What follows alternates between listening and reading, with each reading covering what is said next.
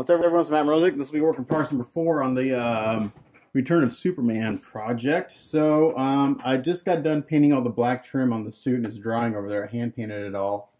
I initially thought about masking it, spraying it, but I figured hand painting would take just as long, and it didn't. It wasn't hard. It just took a little while, a couple hours, maybe 2.5 hours, 3 hours to do that. So also yesterday when I was spraying the clear coat on the base, I sprayed clear coat on the gauntlets. So what I'm going to do, I haven't talked to my client about this, so hopefully this will look cool. I'm actually going to make this look like a smoky chrome. And the way I do chrome personally is I use a product called Kosut Jinsun powder, which I have some on my desk. Typically I could put it on right now, but you need a super, like all clad, you need a super high gloss, which I have here, but I've got some dirt in the paint. So I'm going to sand some of this out, and then we're going to do that. So I've got some sanding cloths here. I'm going to start with 3200 grit, and we're going to work our way up and try to get some of this dirt out of here. Because if you don't, then it'll show up in the final product. So I'm going to wet sand this stuff. This is secured for 24 hours. And I've got 3 good coats of clear on this, so hopefully I won't go through the clear coat. I think I'm in frame. Yeah, I'm in frame. So I'm going to wet sand this. I'm going to start with 3200. I'm going to go to 4000 and then 6000. I'm just going to work my way up to 12,000 grit sandpaper. Or not sandpaper, but polishing cloth. And this should get me almost back to a automotive show car finish. If it doesn't, I've got a little polishing compound over here that I'll use to get it back to a super high gloss. And then we'll do the Kosut Jinsun. When you wet sand, it gets dull in areas like this. But you see those little specks, little spots? That's like where I need to sand. There's a little speck of dirt there. You can see where there's a little bit of orange peel, so we're going to sand all this out. I'm not going to do it all on camera because I don't know if it'll take too long with these two guys. It's actually pretty smooth. I just got a little bit of dirt I want to try to get out. To try to make it as smooth as possible. But when you're wet sanding, you want to sand a little bit. You want to keep your paper wet or your sanding cloth wet at all times. And you need to check your work often. And you check it by wiping it dry. I just got a towel here. And seeing where you got some, once it's dull all over, then you know you're good. Like that didn't sand this much, and it's pretty much good to go for the next grit.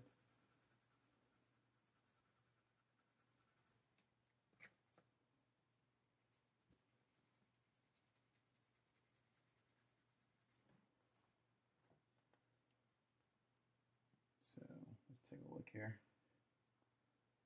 Yeah, so that looks good. It's like any little bit. I didn't have a lot of dirt in here. I just had a little bit.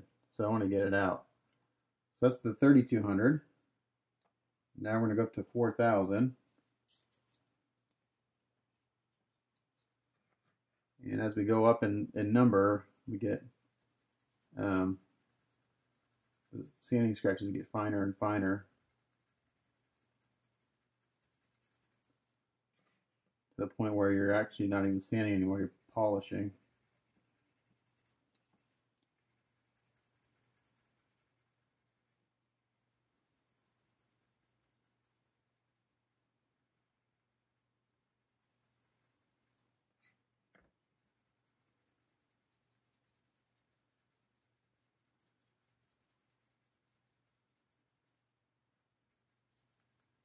By the time you get down with the 12,000, it almost looks like you haven't sanded it at all. So I'm sanding this direction because I got these lines in here.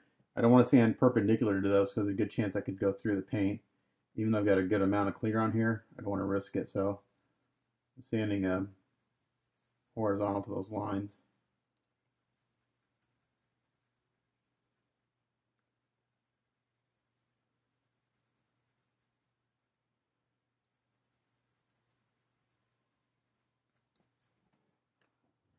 Work. Let's put my jeans here.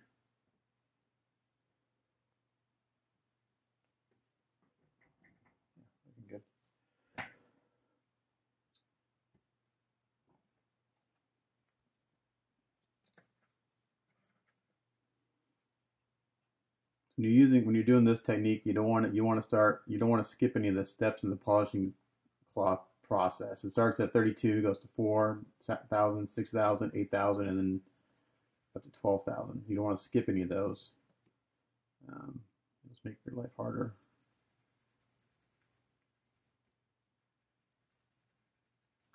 That's 4,000. Now we're going to go to 4,000 there. What was this? Oops, I hit it with 3,200 again on accident. Let me go back to 4,000 because I think I just undid my 4,000 sanding.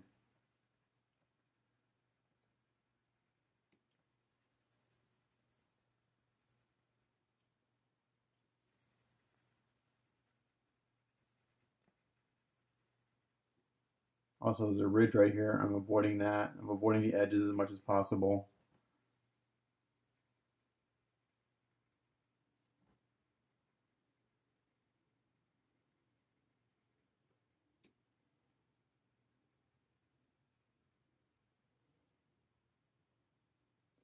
So like on the Thor I did last year, I used the Kosujin Sun, and I didn't, oh crap, I just put my freaking cleaning water for the black paint everywhere. That's a mess. I didn't wet sand it. I just kind of sprayed the paint and I let it dry to like a semi gloss finish, and I polished it. It looked really cool. Gave me a nice effect. It wasn't a high chrome look.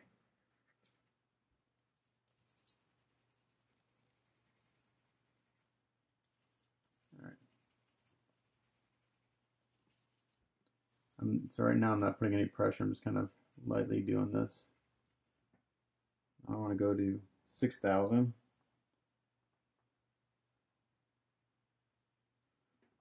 Here's 6,000.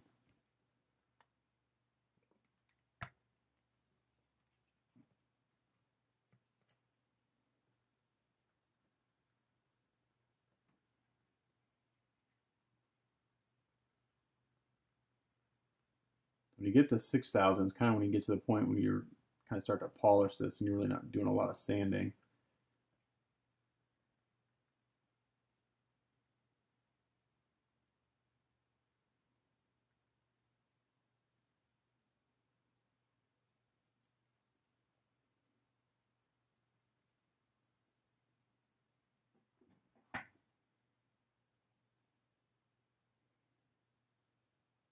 I'll show you the difference. So this side is up to 6,000, this side is 4,000. You can see how shiny that's starting to get.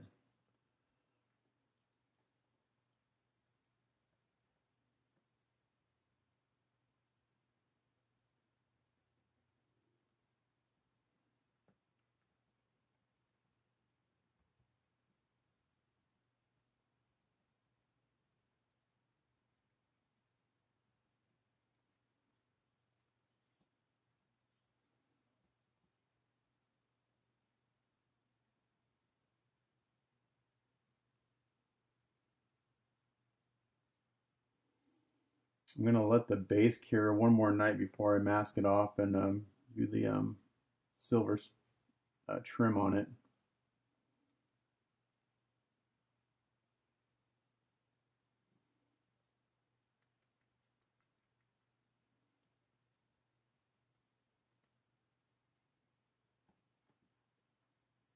That's 6,000. Let's take a look at it. It's pretty good. I'm going to go to 8,000.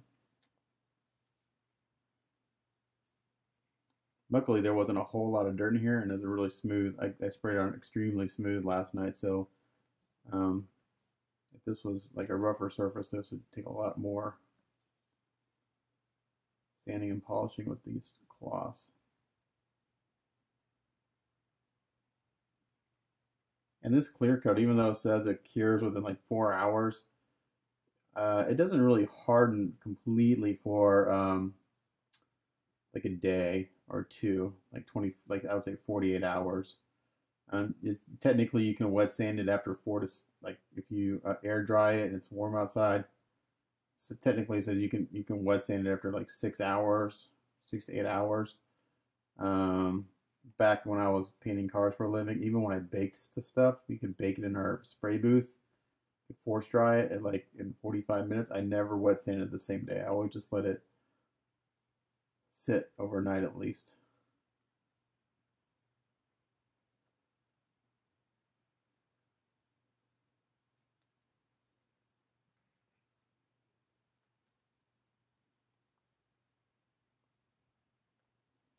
I'll just sand one on camera. It's not taking too long actually.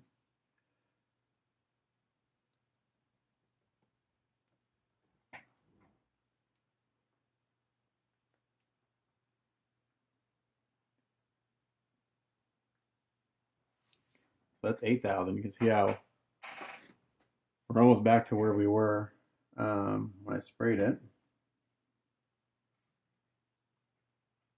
But there's no dirt in it now.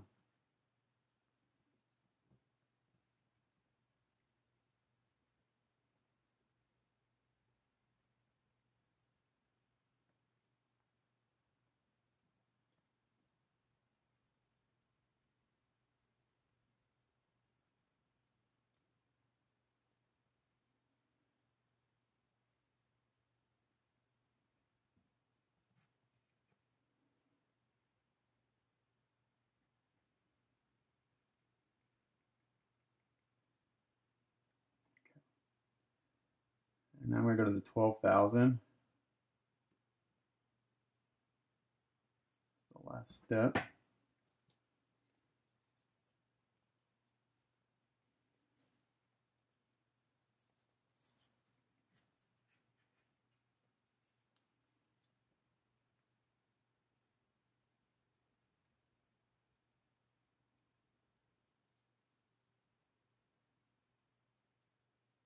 And now we're really just polishing. Really not doing any sanding.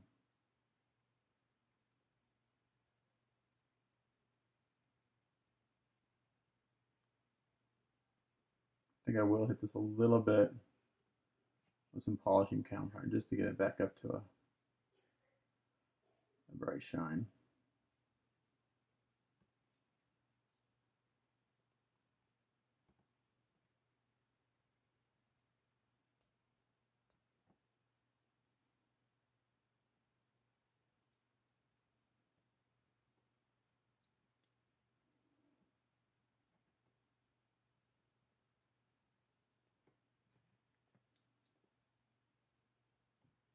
Let's try that out and see what it would look like.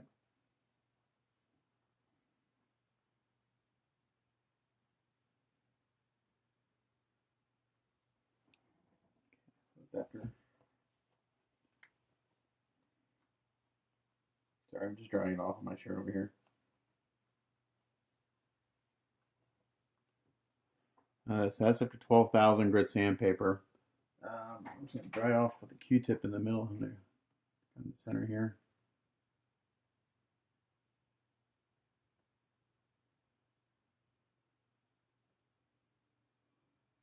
And then I've got some polishing compound. Actually, I don't think I need to use the polishing compound. I think I just go right over this with the Coat. You make sure this is completely dry. We'll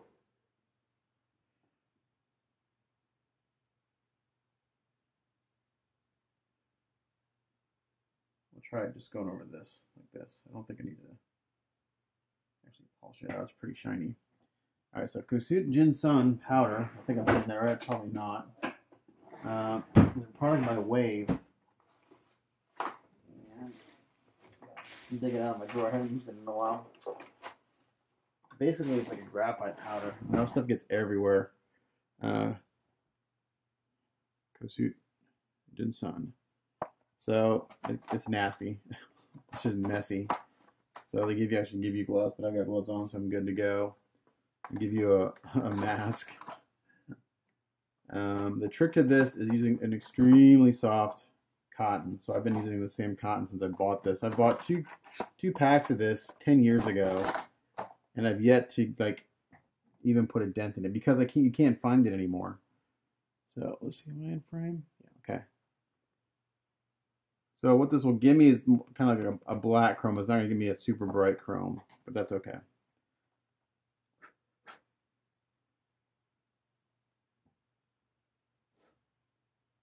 The way this works is you get some on your cloth here, and you just start buffing it on. And boom. Look at that. Black chrome. Now, I don't top coat this stuff. I've never been successful in doing that. I think you can if you use like a Tamiya, like an acrylic clear coat. But if I was to use like a solvent-based clear coat, it would lift the powder.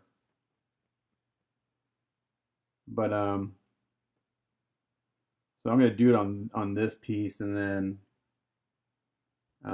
it can come off if you handle it too much. But if you own the piece, you can always put a little more of the powder back on and buff it out. There you go.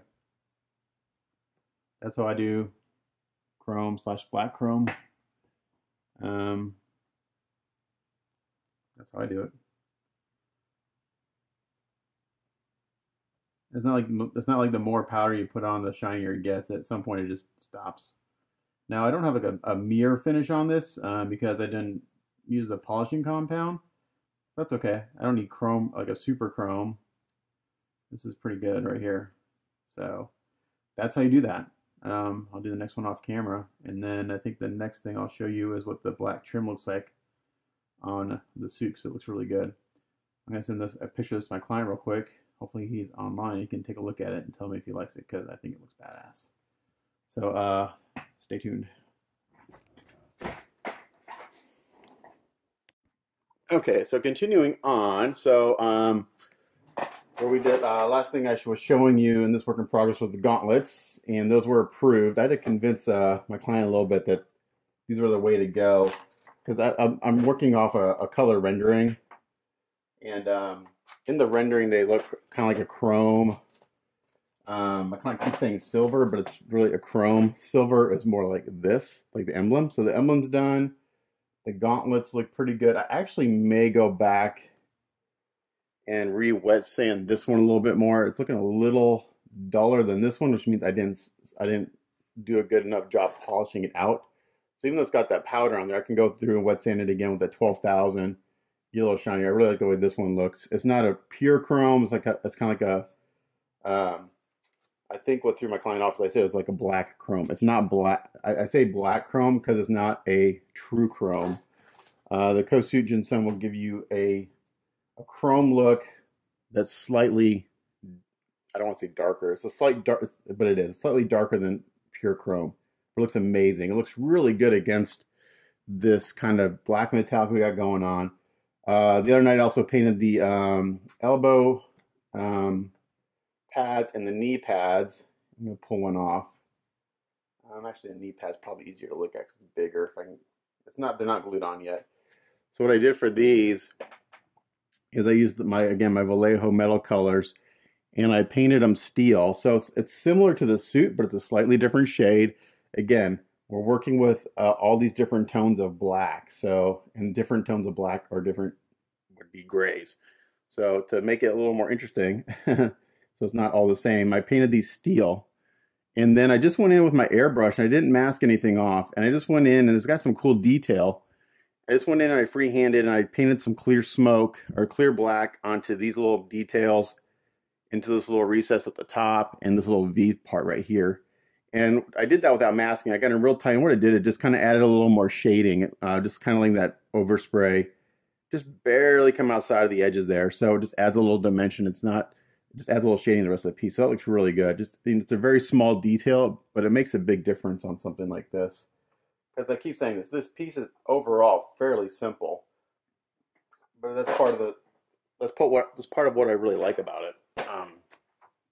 It's kind of like why I got a hold of it, and I knew right away what I wanted to do with it, based on what I've seen in the renders and stuff. It was just kind of convincing my client to do a few things that he was maybe a little reluctant to do, but I think in the end it looks really good, and he's really happy with it so far. You can see all the black paint, all the black trim has been painted. I hand brushed that, and I just did that with Vallejo Game Color Black, thin down with some water. So it took about 2 coats, so it was time consuming. It wasn't hard; it just took a while. It takes a lot of time. Modeling isn't necessarily difficult; it's just time consuming. But some people would say it's difficult. I mean, I've been doing it for a long time, so yeah, it's just time consuming. I initially painted the S symbol a darker color, but we both agreed that it was too dark and it blended into the suit too much. So this is just Vallejo metal color silver. There's some very slight shading. It's really not showing up here because I had shaded it heavier, but then it started to look like the suit, kind of too dark. But there's some slight shading down the middle and just some details here. Black trim has been painted with, again, the Vallejo metal, the Vallejo black. And then I hand brushed a coat of Ammo by MIG, or MIG by Ammo, whatever it's called now, and it's acrylic, a satin varnish. Same thing would be like Vallejo, and I did that just to kind of help even out because it is brushed on, but it looks really good. So now it looks like a vinyl kind of trim, and so the boots will be done the same way. I'll mask those off, and I'm contemplating hand painting them or airbrushing them. I'll probably airbrush them, so I'll mask them, I'll airbrush them black. I'll do the trim on the boots. Trim on the boots, as well as these little pieces in the belt, the same silver as the S emblem. Now, when I first did my unboxing, I was missing 1 piece from here. I've since lost 1, maybe 2 more pieces, which is not a big deal. I'll just recreate them with some plot plate, which is what I have to do for the missing piece. I mean, luckily they're relatively simple shapes. They're just like kind of rectangles. So luckily I have like I'm missing like 1 of these, and I think I'm missing 1 of these. So I have the opposite. I just got to trace it and get to fit in there. So that's going to take just a little work to kind of to remake those. Nothing's been glued on yet. Once I get this gauntlet the way I'm happy with, I'll go ahead and glue the gauntlets on since they've been approved. This has been approved, so I'll glue that on. So as things get approved by the client, I glue it together and then it's finalized. If I ever have a client that after I kind of get, let's say I got through this and then it's like, oh, I don't like the gauntlets, I've already glued them on, and he's approved them, and this goes with any client. Well, then I have like, look, it's been approved, so we have 2 options. We can leave it, or I can charge you a little more and change it, because it takes a lot more work to go back and change something after it's been done rather than just trying to get it right the first time. So I'm constantly asking for approval on steps and making sure that the client is getting what he or she wants on the progress. Sometimes, like this main color of the suit took a little convincing to get it to go this direction rather than just black. So it looks really good. Man, this is awesome. I can't wait till I get my personal kitten able to do it again. So, and then I was saying another reason this is a simple piece, and my God, is like, man, I can, not that it's an easy piece to paint, but it's compared to everything else I have going on, it's a relatively, it's a lot less complex piece. So I've been really trying to kind of get this one done, because I know exactly what I have in my mind to do with it. And just making sure that my vision is similar to what the client wants and what his customers want. So yeah, so that's part of hiring a painter too. You hire someone if you like their style, and I did a video earlier about hiring a painter. I'm actually going to do an update video to that, because as I paint more and I work more with clients, different clients, I come up with other maybe suggestions for hiring a painter, or like just as coming from the painter side, like what you can expect, and getting approval for things and doing changes is one I didn't mention, because, and I don't even have this in my contract. I should put this in the contract I have as far as like changes go, because like I said, once you've done something that's been approved, to go back and change it is really difficult. So the next thing I'm going to do now is actually I'm going to work on the base a little bit. So here we have the nice glossy black, and it's really, really good. It's dried now for about 36 hours. I went to go and do the silver trim last night, but I was thinking to myself, looking at the rendering, the way this works is that we have a very thin strip of black on the bottom, then a very thin strip of the silver, then the big strip of black, and then you have a thin strip of silver, and then it starts the stonework, and then black, and then the stonework starts up here. I thought that the stonework didn't start till kind of like inside that lip. So I got a little bit of trash in here I need to take care of. So what I'm going to do is I'm going to wet sand this a little bit real quick. I'm going to wet sand this a little bit like I did the gauntlets to get some of this, just some of the, it's not bad, but it's bugging me. Like there's a little piece right there. And this is so shiny that it takes fingerprints like crazy. So the more I touch it, the more fingerprints but they wipe off. So again, I'm going to do the same thing I kind of did last time, but instead of like going all the way up to 12,000, what I'll probably do is I'll wet sand with 3,200. I'll probably maybe just go to 6,000, maybe just 4,000, because I have some polishing compound. I don't have a powered buffer like I would use on a car, but so I've got some McGuire's rubbing compound, and basically this is like a liquid sandpaper. It's compound. It's got very fine silicate in it, and it basically buffs it out. And then after that, excuse me, after I put that on, then I've got an ultimate polish. So I'll do that and get that finalized. And then what I think I'm going to do is I'm going to do the silver last. I'm going to mask off the black and then do the stone work. Because the silver I'm going to do, I'm debating whether I should top coat it or not. So I want to do that last. So again, I'm going to just get some water. Again, this is just sanding. So what I'll do is I'll just do a little sanding on camera, and then I'll come back to it before I polish it to show you how I do that. So again, I got my 32 grit sandpaper, 3200 grit sandpaper here. Like I said, this is actually really pretty good already, but we're gonna make it better. And I'm gonna really lightly sand it. So like whenever you guys watch these videos, if my client ever posts them, you'll see that I sprayed a tack coat first, and I put on 3 really good wet coats. So I should have enough material on here to wet sand this. And I'm not going to sand it a whole lot. I don't need to sand it a whole lot. There's virtually like no orange peel, and there's very little dust in it. So constantly fighting dust in my spray booth. It's just there's no way around it.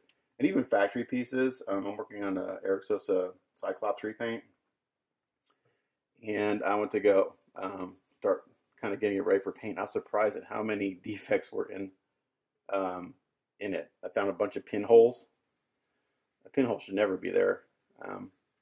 There's a bunch of dirt in the paint that you don't really, as a collector, you probably don't notice it, especially if it's a flat. If it's a flat finish, you'll never see the dirt unless the dirt's a different color than the paint. Or if it's a satin finish, you typically won't see the dirt. The only time you really see dirt in paint is if it's a gloss coat like this, and it sticks out. So again, this is 32 grit, 3200 grit sanding cloth. I do have 2000 grit sandpaper and 1000 grit sandpaper. That's a little aggressive for what I'm doing. And it would just require more polishing in the end. Like I said, I don't need a whole lot on this.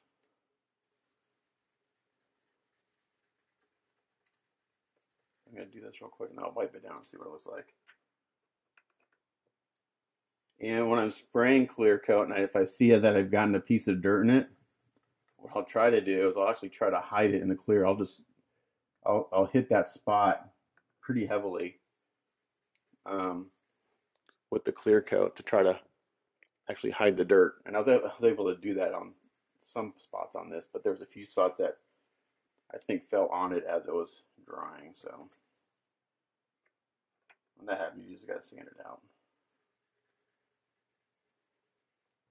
Ideally, I would spray this and it'd be perfect. I wouldn't have to do any sanding and polishing, but to get it the way I want, up to my standards, we're gonna do this.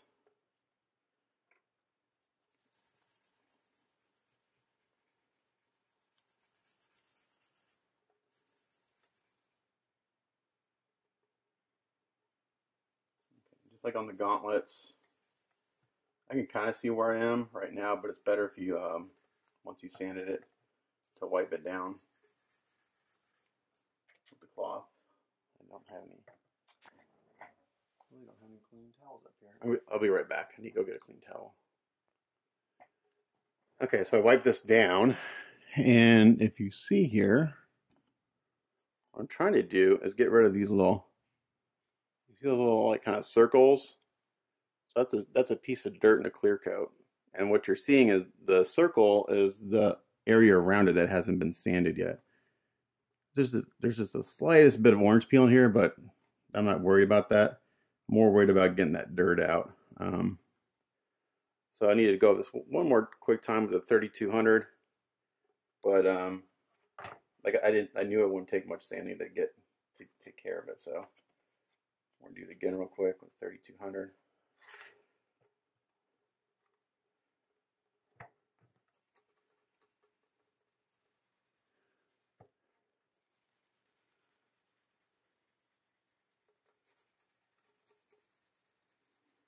So it's Friday. I'm home with my son because he's sick. So I got some work to do for my real job. But again, I'm not sure if my client will share these or not. He shared the first work in progress video, but he hasn't shared the other ones yet. Like the other ones I've done, which is fine. Some clients don't like to share work in progress videos. Others do. I got a couple guys that when I'm doing something for them, they don't like to share the work in progress videos until the production pieces are out, which I get because you get a lot of guys who ask a lot. They get a lot of people to understand what work in progress means. That when you show them a picture or a video, that's exactly what it's a work in progress. It's not done. So you get all this question. Well, is this going to be like that? Is that going to be like this? Is this going to be like that? And you're like, I haven't done that part yet. That part's not done. You're looking at this one area, you know. When I showed my client the first pictures of the suit, he's like, well, what about the boots? I'm like, the boots aren't painted yet. It's like, oh, just asking. It's like, yeah, you're just looking at this first step to get approved. Like I keep saying, like, it's way more work to go back and try to do something over than to just, you know, do it, have the client look at it, say yay or nay, or change this. Way better to do that and then do something you think they want and find out that later, no, that's not what they want. That's why I'm always getting approval. All right, so let's wipe this down, see what we look like. Just put this onto my lap real quick. It's easier to handle. So as I was mentioning, this clear coat, technically on the manufacturer says you could you can wet sand it after about 4 hours. And if it was on a car, I probably could do that. It is easier to sand when it's not solidly cured, or like super hard, because it does, as it cures, it gets harder. So, but it also shrinks. So, ideally, like when I used to do when I was doing show cars, or not show cars, but cars when we were taking an auction, I would sometimes I would clear coat a car. I would let it sit for like a week and just make sure that the clear coat really had a chance to shrink up. And then I would wet sand it. And then sometimes I would even re-clear coat the whole car. Do like 2 more flow coats of clear. Let that sit for like a week. Make sure it really shrunk up, and then wet sand and polish it out. And man, it would look like freaking glass. Okay, so for the most part, we're pretty good. Still got, that's the one speck of dust that I saw earlier that was really bugging me, so I need to sand that a little bit more.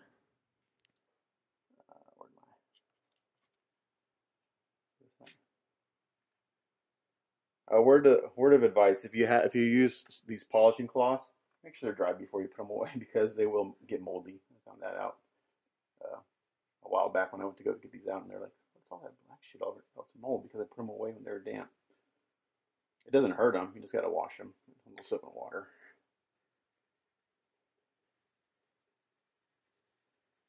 So the silver trim on this and the S symbol on the base will be the same silver that's on the chest.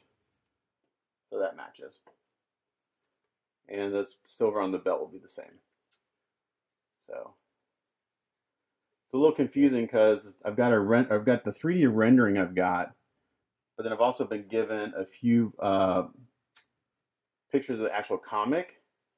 In the comic artwork, again, like I said, so I'm not a comic guy, so I kind of need to research all these artists because I love the statues.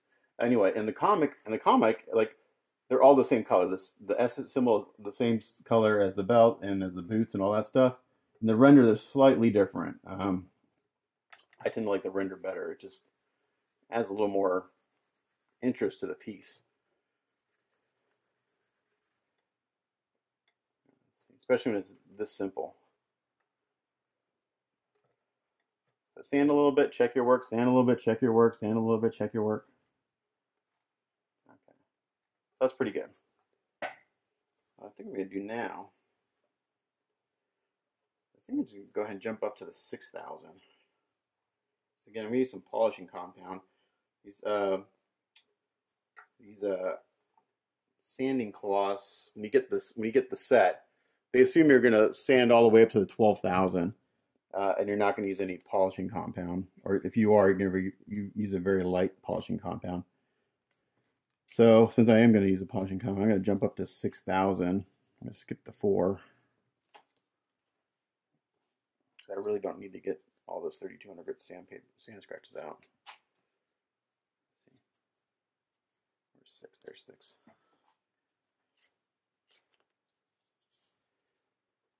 And then I may go up to 8 because since I don't have an electric, like a mini buffer, rotary buffer. I have to do it by hand.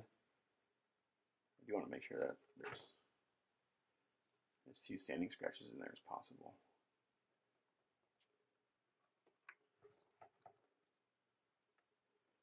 Okay, so I'm going to pause and I'll come back when I'm ready to use the polishing compound. You get the idea. Okay, so I hit it with the 6,000 and then I just hit it with the 12,000 real quick. So here we are. Obviously it's not a mirror finish yet, but I did remember that I forgot I bought this for my drill. So we're going to give this a shot. This could go really good or this could go really bad. This is a buffing wheel for your drill, and as long as they don't go too fast, it should work. We'll see. Hopefully, I don't go through. So I'm just gonna use the small wheel, and I'm gonna have it go real slow. I'm not gonna crank the speed up on this because the faster it goes, the more likely you are to buff through the piece you're working on, which I have done in the past on cars. It's not fun. Then you get to spot it in. Okay, so that, I get my drill. I don't want to go real high on the RPMs. I don't need to. There's not a lot of scratches to get out.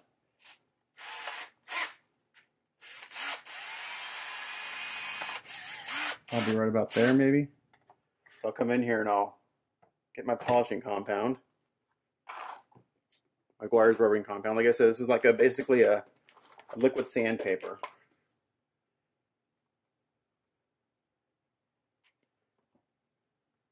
Put a little bit of this. Actually, I should probably put this towel down for the edge of the piece. So we'll see how this goes. I'm gonna put a little bit on.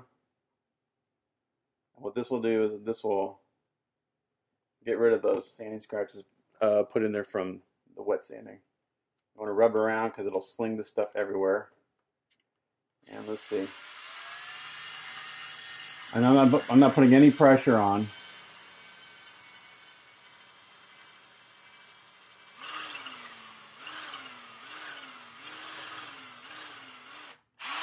I think my battery's about dead.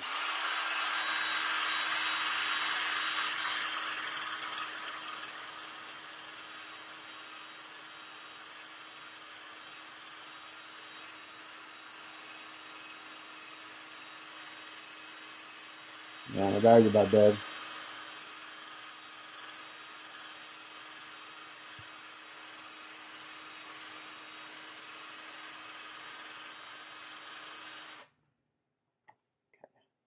Sorry, I wish I had another clean rag to wipe this off.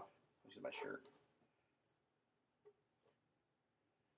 That's gonna work. So I need to charge my battery a little bit longer, so you can see the difference here. So this side hasn't been buffed, that side has. So it gets back to that mirror finish. So I'll do this all the way around, and then I'll do the, I gotta charge my battery a little bit longer. And then I'll come back and I'll do the polish, and that'll be a hand application. So once I get done buffing it, I'll come back and show you that. Okay, so that's been all buffed out and it looks freaking awesome. So I got this nice show car finish. All the scratches are gone. We're gonna do it one more step with this polishing compound. Not compound, but the this is just a, they call it a pre-wax glaze. So I got a brand new microfiber cloth here. The trick to doing like buffing and stuff is you want to make sure you have it either like the softest, you know what works really good, as I don't have any, are old cotton t-shirts. Ones that have been worn and washed a lot because they're super soft. So this is just I actually have way too much on here for this.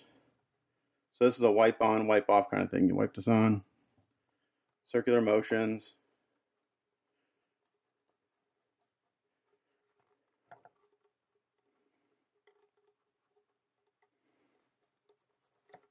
And I'll have to go in, I'll have to give this a wash with some soapy water after I'm done with this. It won't affect the buffing or anything. I just need to get the excess compound off the rest of the statue so it'll accept paint, because paint won't stick to something with compound on it or wax. But that little last step right there really brings out the shine.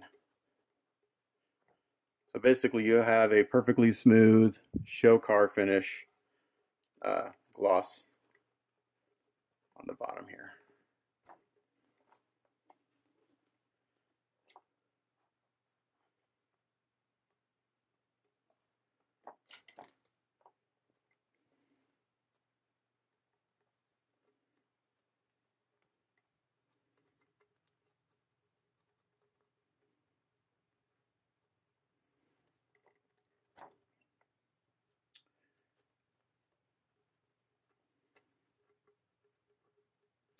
So there are a few areas where this buffing wheel wouldn't get into, like up underneath this lip here. I had to just get in there by hand with a rag and some of the polishing compound to buff it out as best I could.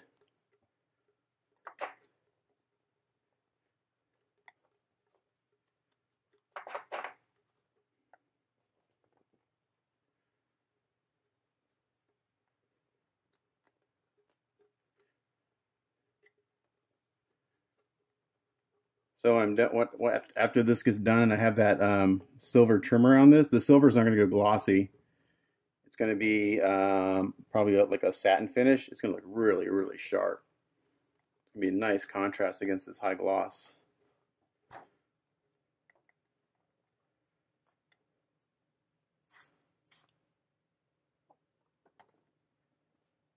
Good way to get interest in a piece, a statue, a model. Is not only by different colors, but by different finishes: glossy, matte, satin. I've seen guys do amazing paint jobs with like one color, and it's all just, you get all the interest through the different finishes. Top coats. All right, so that's gonna be it for this process. I'm gonna go give this a bath. And then we're going to mask off the black so we can work on the stonework. I need to get this a really good bath with some soapy water and just get off the extra, any compound that got on that stone area. Otherwise, I would get what's called a fish eyes like crazy. Fish eye is when you put your paint down and you have a contamination, and basically the paint does this, it goes whoop, and you get the circle, and actually it looks, they call it a fish eye because it kind of looks like the eye of a fish, and it's where the paint has been repelled by a contaminant on the surface. So, or there's something in your paint line maybe that's got some oily. So there you go. It's all been sanded and polished. So it even looks better than it did before. No dirt in there. So there we go. I'm gonna give this a bath and then we'll do the mask. Alright, so we're in the spray room. Got that bottom part masked off really well, masked the very bottom also. So first thing I'm gonna do is, since this is, I've got that glossy bit on there, the first thing I'm gonna hit it with some Mr. Surfacer 1000, which is a lacquer based primer. Before I go on with the next primer, this will just help bite into that that a little bit. Oh, dang it, I forgot to clean my airbrush last night, so I've got paint in here. Hold on. I don't want to forget to do that. Just a second. Spray booth needs a cleaning again. It's dirty, dirty, dirty, dirty.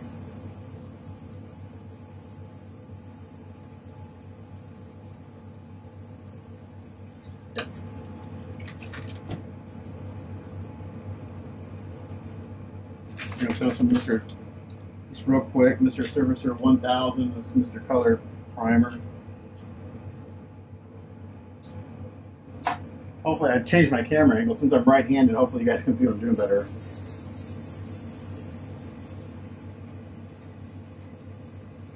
I'm going to start off light and just kind of, actually I just may do the whole thing in this first.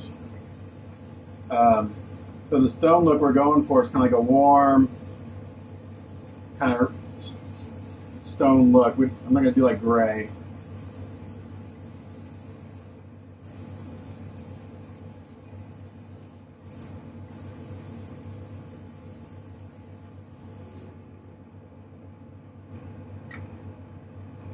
So right now I'm more concerned about covering up, getting a good coat of this lacquer primer where that gloss paint is. This will bite into it.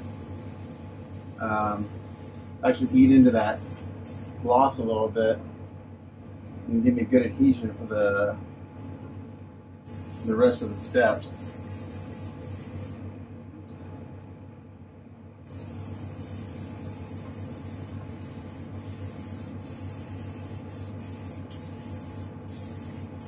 I'll probably have to a lot of nooks and crannies in this base, so I'll do the base coat of this.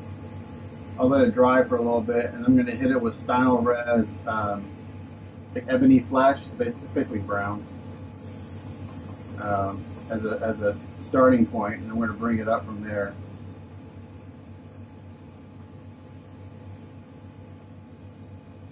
I just want to get a lacquer primer on there first.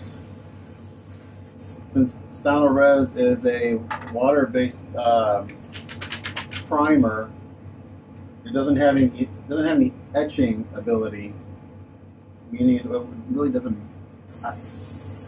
I'm not sure that it would adhere really well to that glossy surface. It might, but I feel better hitting this with a lacquer primer first. This will bite into the surface a bit.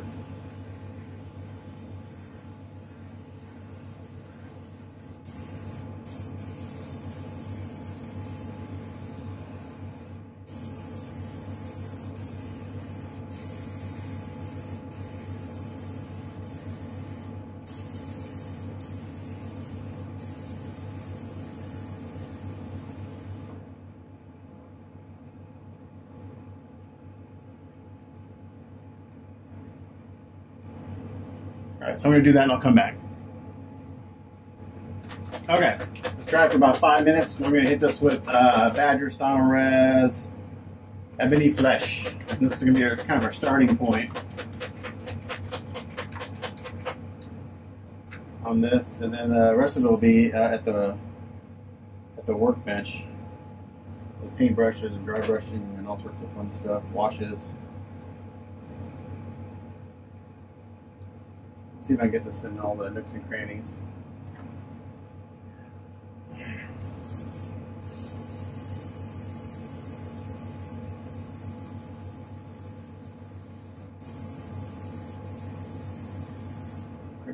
PSI just a little bit.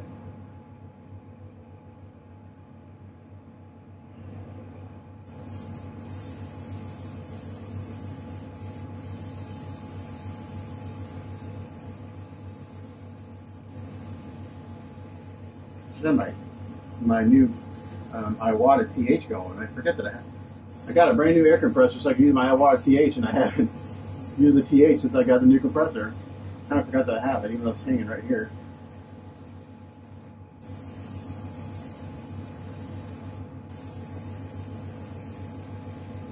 So basically, I'm going to paint this with ebony, and then we'll be at the bench. All right, so here at the bench. That's been dried for a little while, about 10-15 minutes. First thing I'm going to do is I'm going to hit this with a wash, a dark wash to bring out the details. So I'm going to use, this is from MIG again. This is the Black Knight. So this is pretty dark. It's going to bring it down quite a bit. That's okay, so I'm going to bring it back up. So for this, it's almost black. And I'm just going to get a brush here. I got a dirty rag, one that I've been using for all sorts of stuff. And a wash is pretty simple. You just kind of put it on and let it flow into all the crevices. And then we're just going to let it sit for a minute or so.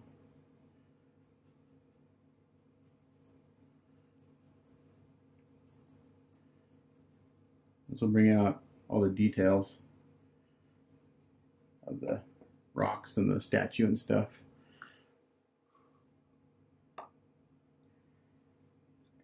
This is a messy step, and this is an enamel wash, so it gets kind of sticky. So I'll put some gloves on when I start to kind of remove some of it.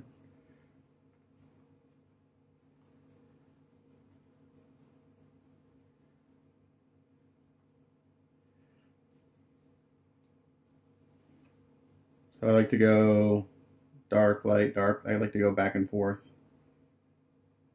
when I do stuff like this. It just adds a lot of depth to it. That way it's just not like the base color and then some dry brushing and done.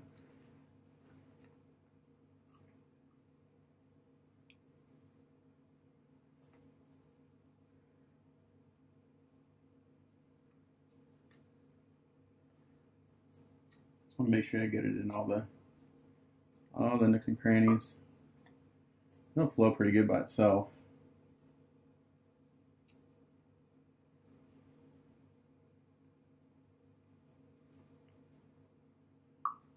Actually, need some more. This is one of my favorite washes. It does a good job of bringing out details.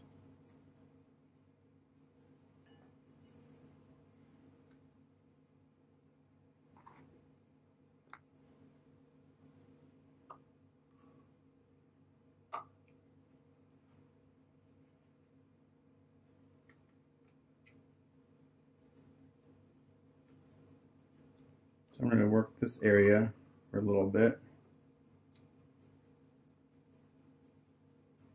And then what I'll do is once it starts to dry a little bit, I'll wipe some of this off. So it's going to do two things. It's going to bring the overall color down a little bit. But if we let this dry for a little bit, when I go to wipe some of the excess off, a lot of it should stay in all the little details and stuff.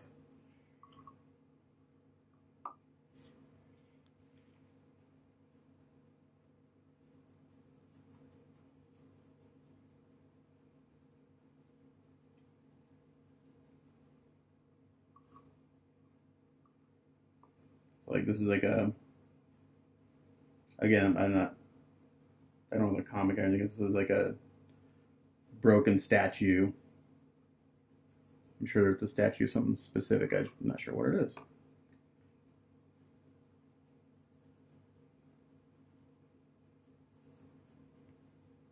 Superman is standing on top of it, so something that he kind of came down and landed on. This will be a long work in progress video, by the way. Sometimes they're short, sometimes they're a couple hours long. It kind of depends on what I'm doing and where I am in the process of stuff.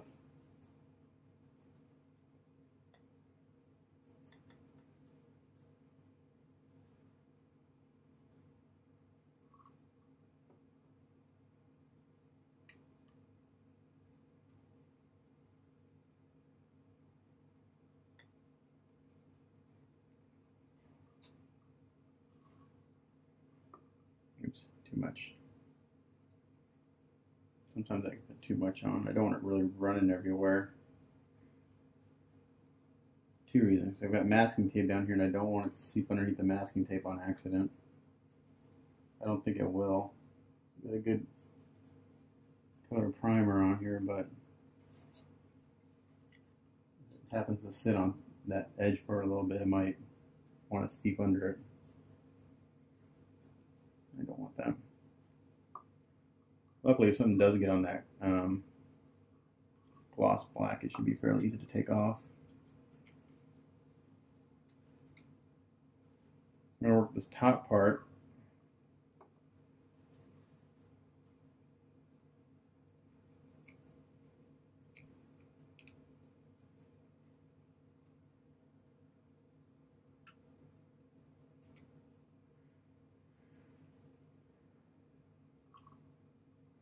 And then I'll start wiping some of it off. And I'll need to let it dry before I flip it over because it's, like I said, this is an enamel wash, so it takes a little, you need to let it dry pretty good. Maybe 10-15 minutes before I try to flip it over because it'll be sticky. And then when I'm done with the wash, I'll seal it with the flat coat. And then we'll start doing some dry brushing with different colors, different browns and maybe some yellows. Maybe a little bit of gray, not too much. I want to stay away from, really stay away from gray since we got so many blacks and silvers going on. I want this to kind of have some good contrast to Superman.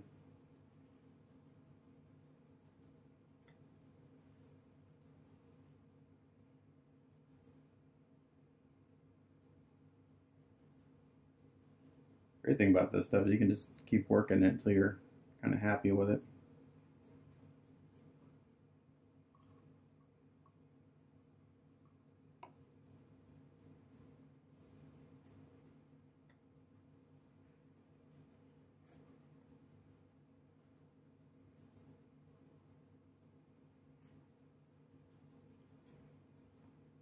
Let's keep going for now.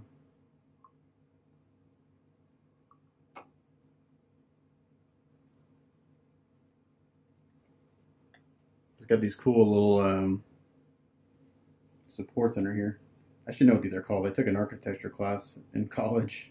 I used to know what all this stuff was called, these different architectural features, but I forgot. I wanted to be an architectural photographer at one point. Then I found out it's really, really hard to make a living doing that. These days it's nearly impossible. It's all computer renderings.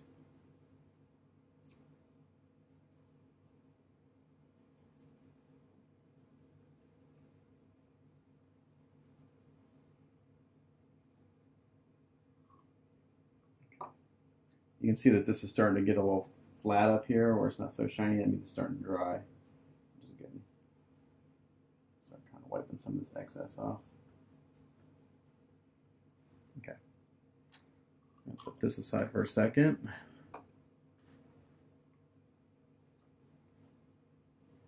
And it'll help get rid of some of these brush strokes and stuff, which I'm not worried about. Okay. Let me get some gloves on because this will get all over my hands. So I do this. I'll just put this one on. Alright, so I just got kind of a ratty rag. I'm just gonna lightly wipe over this.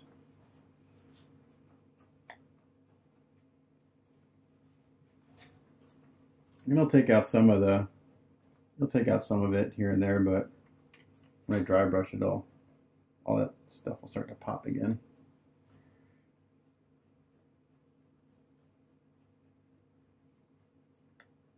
Just real lightly wiping this, not hitting it too hard.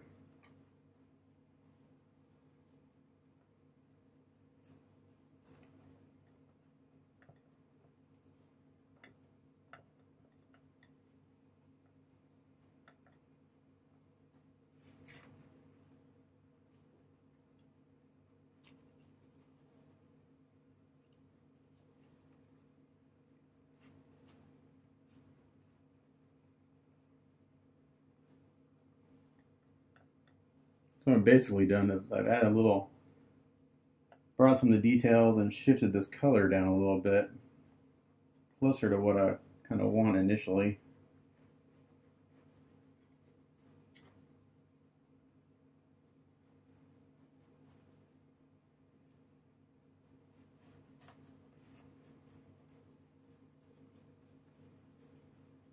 And I can always hit this again if I want. Where it's really working is in these really deep recesses here, like in the folds of this part of the statue down here. It's really kind of getting where I want. These stones up here are relatively shallow, so it's not going to stay in those details too much. Just a little bit. But those will come out more when we dry brush.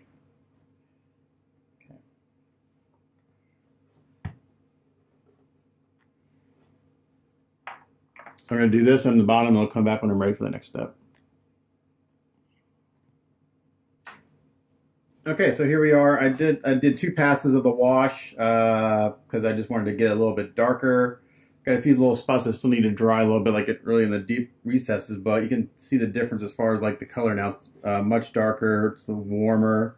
The details are starting to pop out. So I'm going to hit this with a hairdryer for a little while, and then I'm going to seal with a flat coat. And then we're going to start dry brushing some colors on top of this to really bring out the details and give it some dimension. It's pretty much one color in the render, so we're kind of going to stick with that. Again, it's a simple piece. So with dry brush, I'm going to probably start with like I said, I'm going to stay away from grays. If I do a gray, it'll be a really warm gray. I don't want to get this looking, I want it to kind of pop a little bit off the base, but with the gloss black and the silver trim, after I get this and seal and it's dried, I'll unmask the black, make sure there's nothing that seeped through, and then I'll mask off those 2 silver trim pieces, spray those, and the base will be done. So my goal is to get the base done today, and basically get everything else on Superman done except for the portraits. So I think I can do it. So like I said, I've got a day here. I'm home with my son who's sick, so we'll see if we can get that done. Because I've got like 5 other statues. I'm basically planning on like having a face day, portrait day, and work on skin tones on all those at the same time. So just kind of doing a assembly line kind of process. But it's looking good already from here. So after I flat coat, we'll come back and we'll start dry brushing.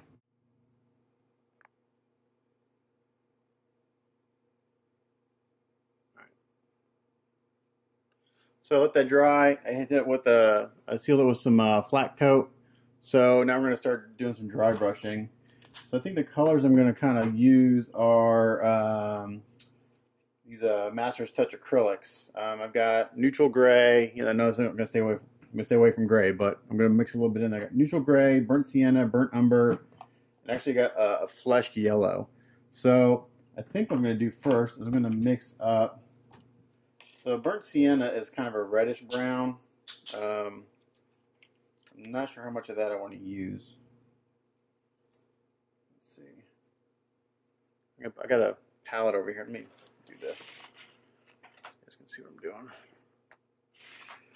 I got just a mixing palette right here.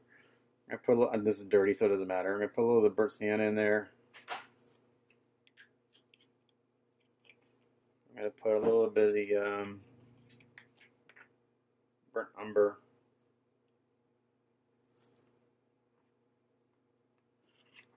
A little burnt umber.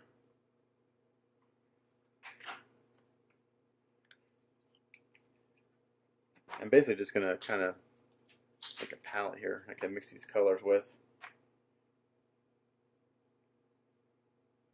The neutral gray will basically act as a lightening agent for the other, like a little of the neutral gray.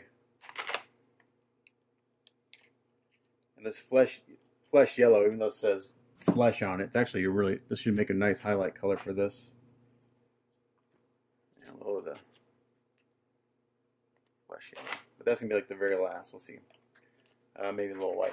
So I think what we're going to do is I'm going to start off with, just a big soft brush here. I think what I want to do is start off with the burnt umber, and I've got a paper towel right here. I'm just going to basically don't know what dry brushing is, you basically put some paint on your brush like this, and you get most of it off. Actually, this brush may be too soft. Yeah, it's gonna be too soft. I want a brush that's a little stiffer. Get this out.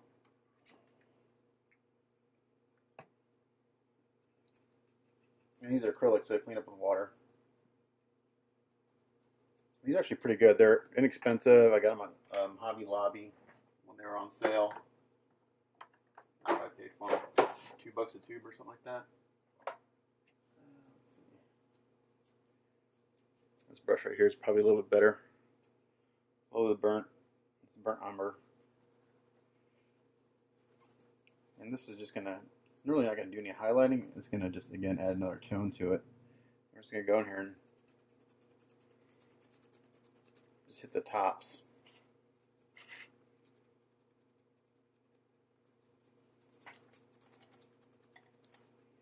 And when you dry brush, you want to go perpendicular to any detail. So like on this kind of the cloth here,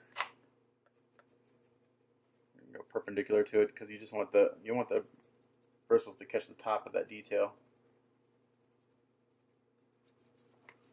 And if you want to get in there and change the tone a little bit, you can do that. I got very little paint on this brush, so it's an easy way to kind of just add some total variation to the piece. I'm really not painting, I'm just very lightly just kind of adding a little bit of tone.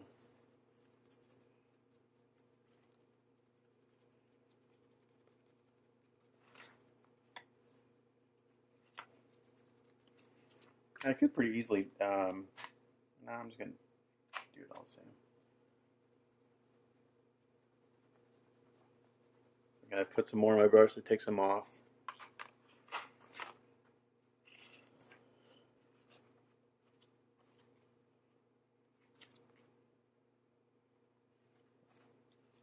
This doesn't.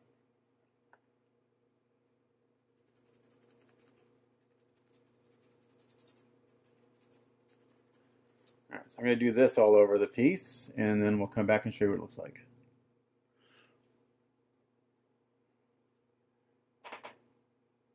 Okay, so after that, I went and sealed it again with a flat coat. Now what I did is I added a little of that yellow, pale yellow flesh, whatever, to that same color, to the burnt umber.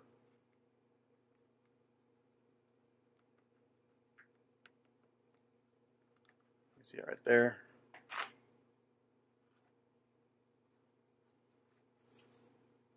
We're going to go through and dry brush again.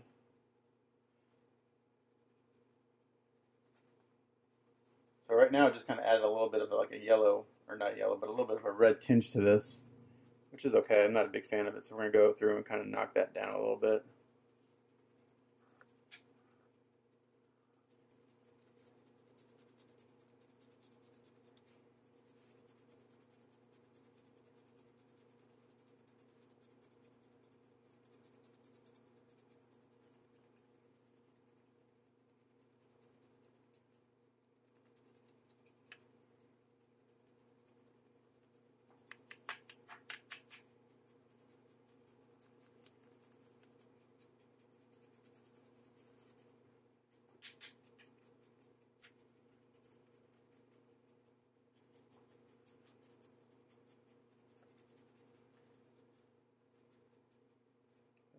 Good. There, like that. I like that color right there.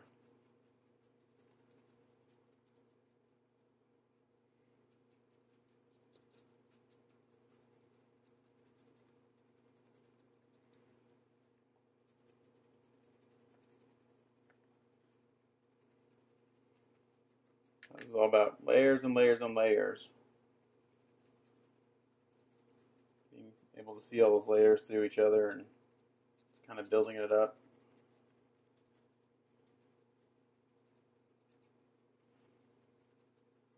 Usually not to the very last highlight that it really, really pops.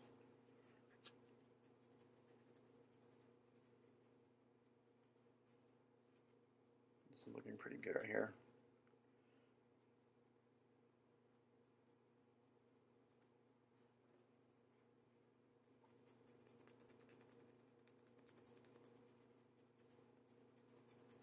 And this dries down as it goes, so you put it on, it may look a little bright, but then it gets darker as it dries.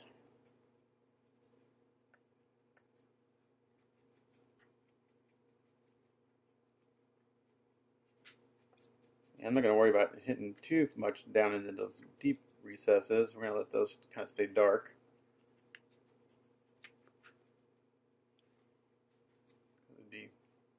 All those washes we did would be for naught if we went in there and covered them up.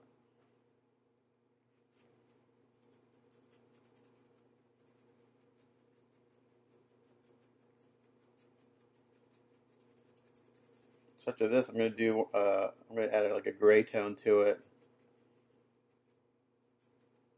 So we'll still be able to see all the warm tones that we have going on. So I'm going to do this and I'll come back. Alright, so I just went and sealed that with flat coat, and it's looking pretty good. I think what I'm going to do now is I'm going to take that color I just had, I'm going to add a little gray to it. So I'm just kind of building on the colors I already have in here.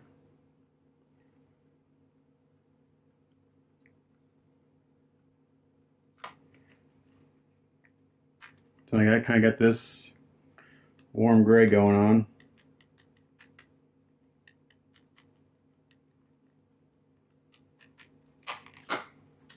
Paper towels again.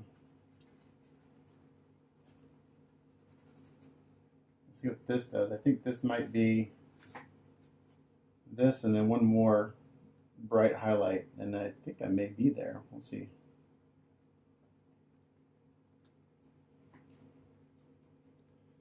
Like I said, it dries down quite a bit. So this is giving this a nice kind of, just help break up some of all this brown.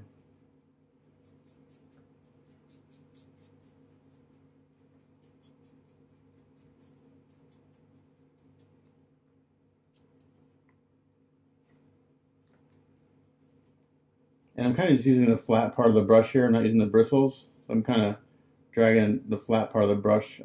Just keeps it from getting down in all the little crevices. Because the whole point of this is to kind of bring out the details. And if you use the bristles, those will get down into the details, and you'll end up dry brushing all those little crevices where you've done the wash and all that stuff. So I'm just using the flat part of the brush here. I'm not really going back and forth either. I'm just kind of dragging it across the top.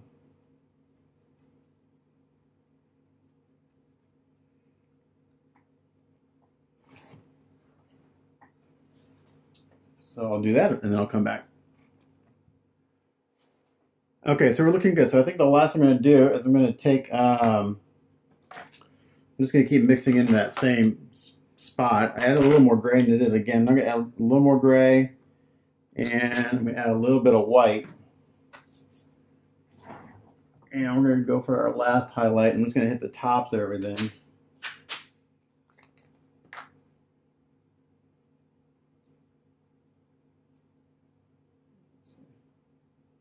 Open.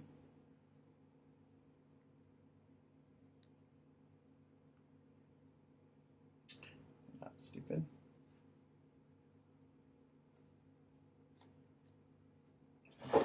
Almost contaminated my bottle of white paint. Okay.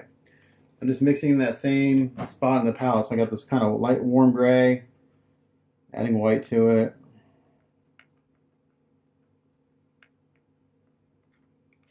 So I kind of got this color here.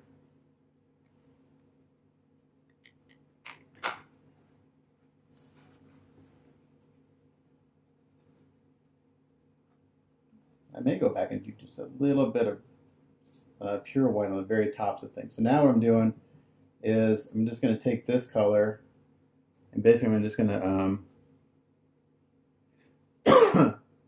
go from the top down like this. I'm going to do all my brush strokes just going down like that. And where it hits, it hits.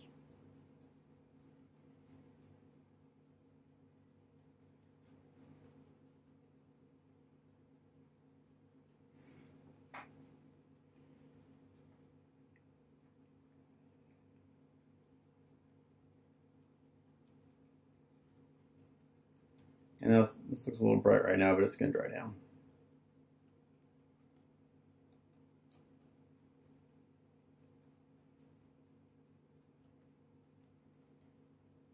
And I'm not going to go over the whole thing. I'm just going to kind of leave some spots kind of not highlighted, just to kind of give it some variation.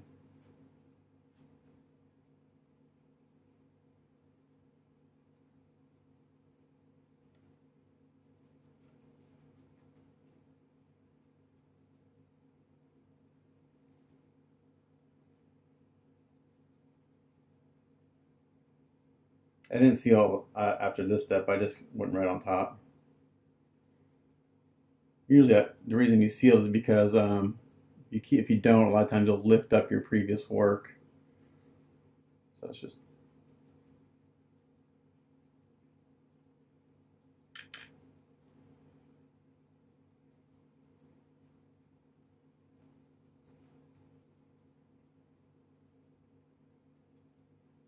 I think this may be the last highlight.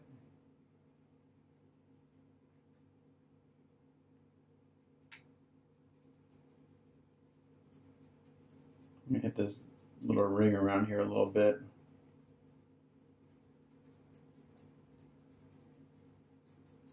Blend it in a little bit.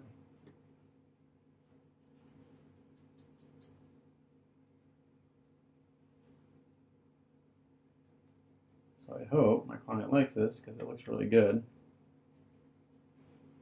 I don't want to take the tape off until he approves this.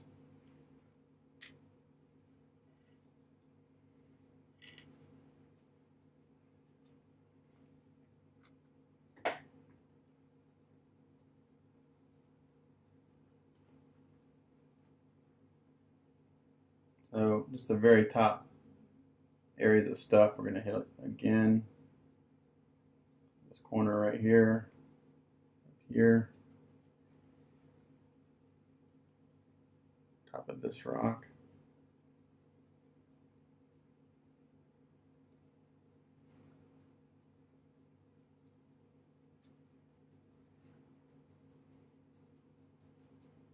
That was my desk lamp on. It's looking a little flat because I got light hitting it from every direction, but it's got a lot of nice depth and shape to it.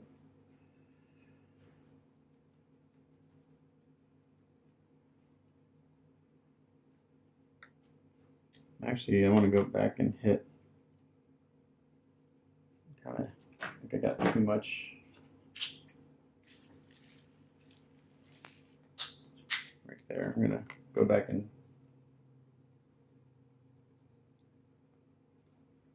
this a little bit, darken this down just a little bit. I feel like I got too much of that bright gray on there.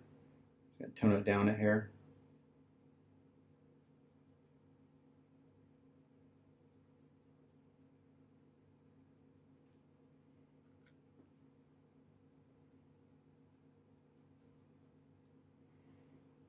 I think this looks pretty good. Happy with it.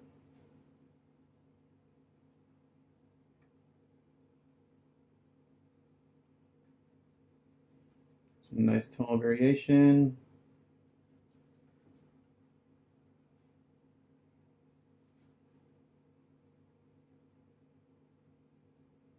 I'll send a pic to him and see what he says.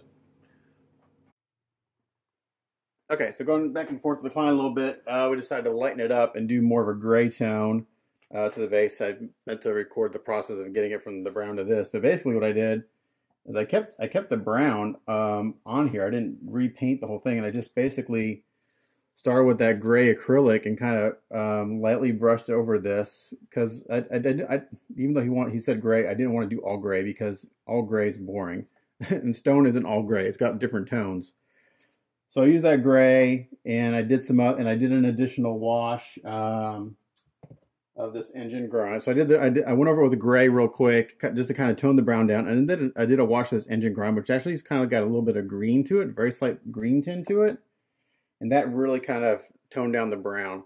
So the brown, it's got just a little bit in there, but it's really deep underneath everything because he was sending me reference photos of stonework in like Greek buildings. and they have all sorts of colors, and there's reds, there's yellows, there's grays, little blues in there. So if you look real close, the stone has all sorts of different colors in it. And then so I did this. I sent a picture, and he's like, "What about marble?" I'm like, "Crap, no, we never talked about marble. That's a completely different technique. That's like I'd have to strip the base completely over, down back to resin and start over, because the base has about 3 nights of work on it. I got about 25 hours, maybe just on the base. The base has been more complicated than Superman, surprisingly. Usually the base is the easier part, but with the gloss black and everything. So anyway, this is where we are. It's been approved. So now we're going to do is I'm masking off to do the silver stripper on the bottom. So it's pretty simple. I put tape down, and I marked my fingernails are long enough right now where I can mark this where the strip is. Otherwise, I'd use like a dull toothpick. And basically, I'm gonna go in here. I got a brand new X-Acto blade. I always use a brand new blade when cutting tape. And I'm not putting any pressure on it. I'm letting the blade do the work. And I'm just gonna go around slowly like this, right in that groove.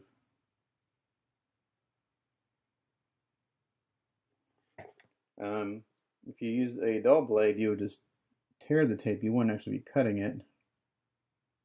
And then you'd have the risk of the blade slipping. You have less chance of the blade slipping if it's nice and sharp. So like when I used to do Gundam kits, I went through razor blades like crazy because the masking on those kits on their big resin kits is insane. There's just a ton of masking. Just going really slow, and again, if this groove is deep enough that the blade is just kind of naturally following it anyway.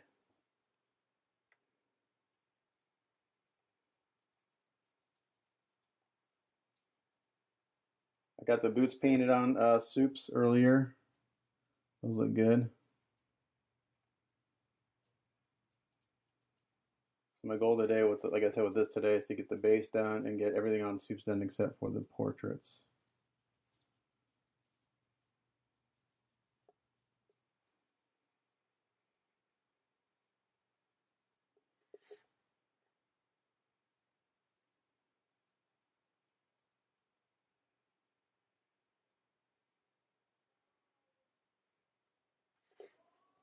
Almost all the way around. You can kind of hear the tape getting cut. And since it's a brand new blade, it's actually hard to see where it's cut. It's hard to see the cut. So once you stop hearing that kind of cutting noise, you know you got it all the way around.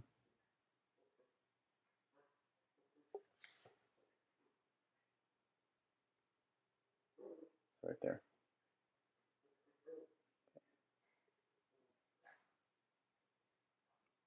Same thing here.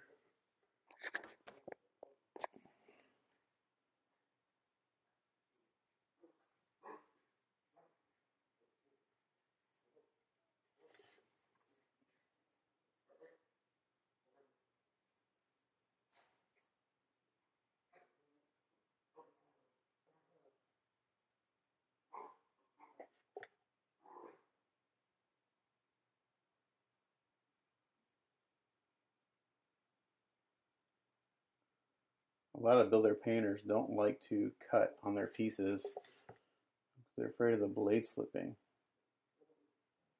But whenever I do kits and it's got panel lines, I'm going to do a lot of masking. I'll always rescribe the panel lines because you got to make sure they're deep enough to. I didn't rescribe these; these were deep enough. You have to make sure they're deep enough to go through all the priming, painting, and all that stuff. Especially if you're going to do a panel wash on them, panel line wash.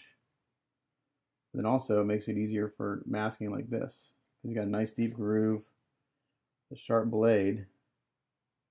It'll just kind of it'll follow that groove if you're not putting pressure on the blade. If you put pressure on the blade, it's going to catch your surface underneath and go awry. And I'm just using the tip. Oops, see one little skew there. Put a little pressure on it, but it's okay. It's where the silver strip goes. So.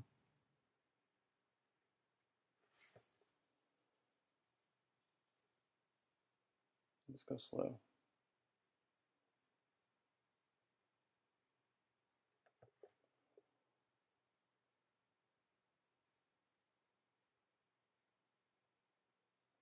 there.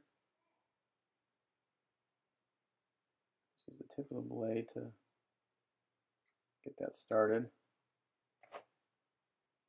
And I can pull this off.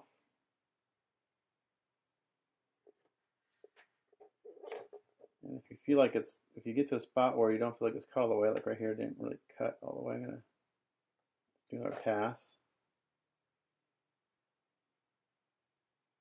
And we're good.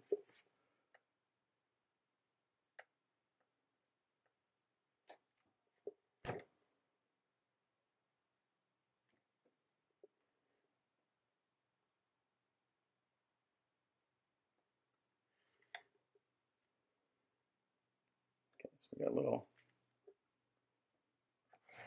spot here. We're going to cut a little bit more. I don't know why they didn't go through. Just like that. And now I got a toothpick here. Wow. Toothpick is a great masking tool. I'm just going to take it and I'm going to run it in the groove. And that's going to seal that tape down so that when I go to spray it, I don't get any bleed through.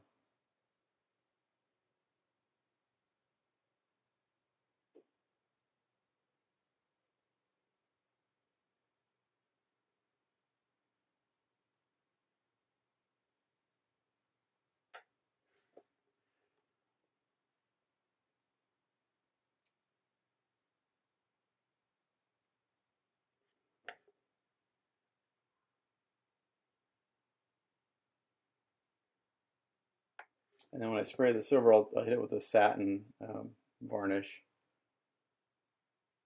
It'll be a nice contrast against the gloss. So it won't be flat, but it'll be satin, just like the trim on the boots and the trim on, or the S emblem on the chest. I've already got the S emblem spray painted, or painted for the base. And that's been varnished already, so it's ready to go.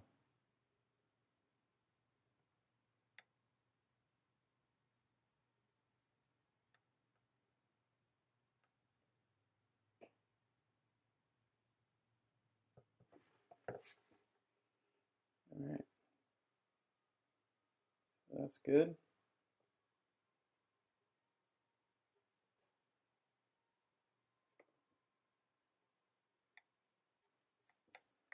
Okay, and now what I'm going to do is I'm just going to go around and make sure. I'm not going to mask the whole base off. It's really not necessary. I'm going to spray this with low air pressure. So I'm going to put another. I'm on my lap right now because I can't do this on the table. I'm just going to put another kind of one more, not a layer, but well, you'll see in here in a second.